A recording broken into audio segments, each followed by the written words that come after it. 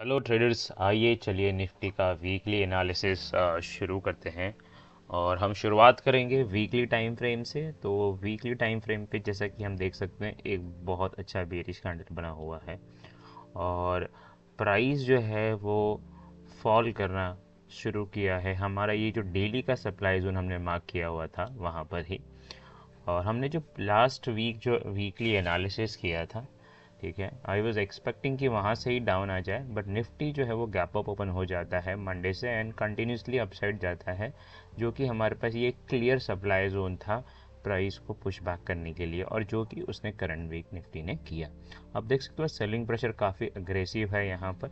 और अब जो है ये करंट गैप को भरना है निफ्टी को, उसके बाद में ये गैप को भरना है, उसके बाद देखा जाएगा कि निफ्टी सपोर्ट कहाँ ले सकता है। तो ये जो गैप्स है यहाँ, छोटे मोटे जो भी सपोर्ट थे, ये अब सारे के सारे अब टेस्टेड है।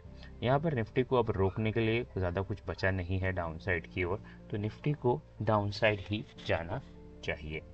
बात करते हैं अगर कि हमको अगर कुछ एक अपॉर्चुनिटी अगर मिले शॉर्ट जाने की, ठीक है, अगर हम यहाँ पर मिस कर गए हैं तो हमारे लिए जो बेस्ट अपॉर्चुनिटी होगी शॉर्ट करने के लिए वो ये एक लेवल है। यहाँ पर हमारे पास एक बेस्ट अपॉर्चुनिटी है शॉर्ट करने का 25,060 के आसपास। अगर हमको कोई बाउंस बैक देखने को मिलता है तो हम डाउन साइड की ओर और एक बार प्लान कर सकते हैं विथ प्रॉपर मनी मैनेजमेंट, ठीक है।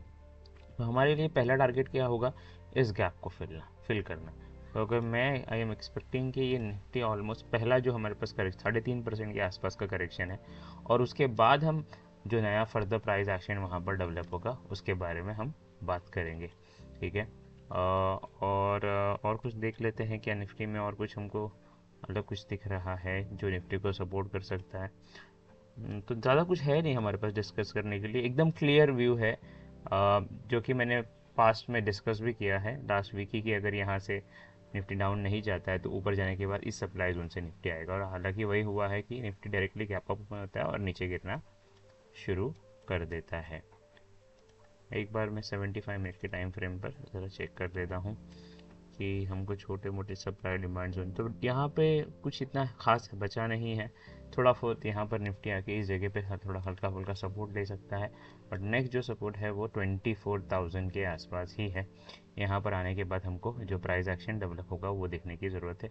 और अगर मैं ऐसा कहूँ कि अगर हमको डायरेक्टली यहाँ से बाउंस बैक अगर मिलता है या डायरेक्ट भी आता, तो जो बड़ा करेक्शन हमको देखने को मिल सकता है जो कि पेंडिंग है अभी तक, क्योंकि मैंने आपको बोला ये पूरे सारे के सारे गैप्स भरने हैं निफ्टी को, तो ऑलमोस्ट एक 10% के आसपास का करेक्शन निफ्टी में अभी डाउन साइड की ओर पेंडिंग है। तो इतना बड़ा करेक्शन हमको निफ्टी में भी देखने को मिल सकता है। रीज़न क्या है आपके सामने मैंने एक्सप्लेन कर दिया है कि इतने सारे गैप है और प्राइस वो एक अच्छे खासे रेजिस्टेंस से रिएक्ट कर रहा है।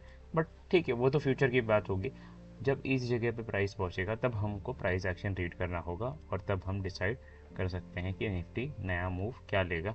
जो हम करंट प्राइस एक्शन देखेंगे, जो सेलिंग प्रेशर आप देख सकते हो यहाँ पे काफ़ी अच्छा सेलिंग, ऐसा बियरिश कैंडल देख सकते हो आप, कितना अच्छा बना है ये बेरिश कैंडल। और बुलिश इसके मुकाबले बुलिश कैंडल था ही नहीं, वो एक सपोर्ट पे था यहाँ पर एक बुलिश वैसा एक कैंडल, और इस पूरे डाउन साइड फॉल में ऐसा इसके मुकाबले का एक ग्रीन कैंडल बना ही नहीं है ना, ठीक है। तो यहाँ पे क्लियर कट एक सेलिंग प्रेशर शुरू हुआ है, और देखते हैं कहाँ पर आके ख़त्म होता है, ठीक है। तो ये सारे लेवल्स थे, चलिए मिलते हैं अगली बार।